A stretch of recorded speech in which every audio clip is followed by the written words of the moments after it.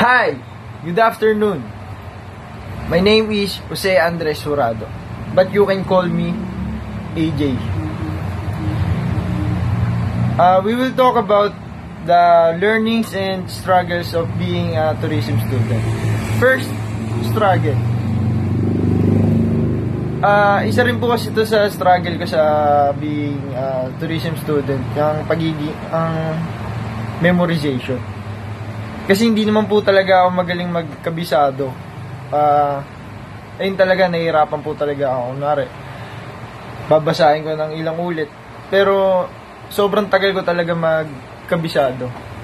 At, sa struggle ko rin ng pagsuot ng uniform. Kasi, ganun. Para sa, kumbaga sa babae, naka-heels sila, nahihirapan. Kami naman, naka-long sleeve. Hindi, kasi pawisin ako eh. Hindi ako komportable pagka naka-long sleeve ako. Kumbaga baskil talaga pagka naka-long sleeve. Sobrang jahe po talaga ng struggle. Kaya struggle po talaga sa akin yun.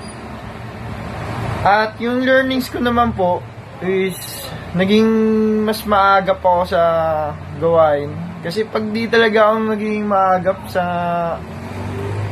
matatambakan ako eh. Matatambakan ng activities, ng mga requirements.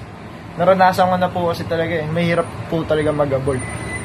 Kaya wag ka dapat papetiks-petiks. Kasi kung papetiks-petiks ka, wala. Mahirapan ka.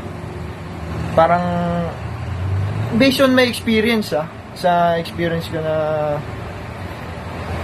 last sem, ganun.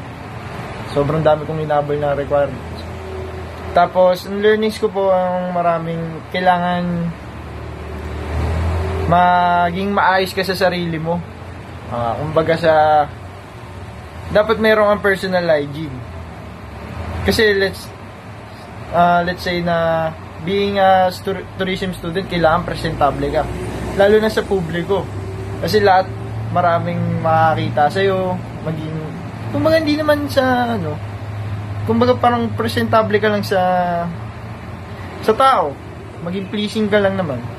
Tapos kailangan magaling ka din magsalita, magaling ka mag-approach, magaling ka makisama. Ganun.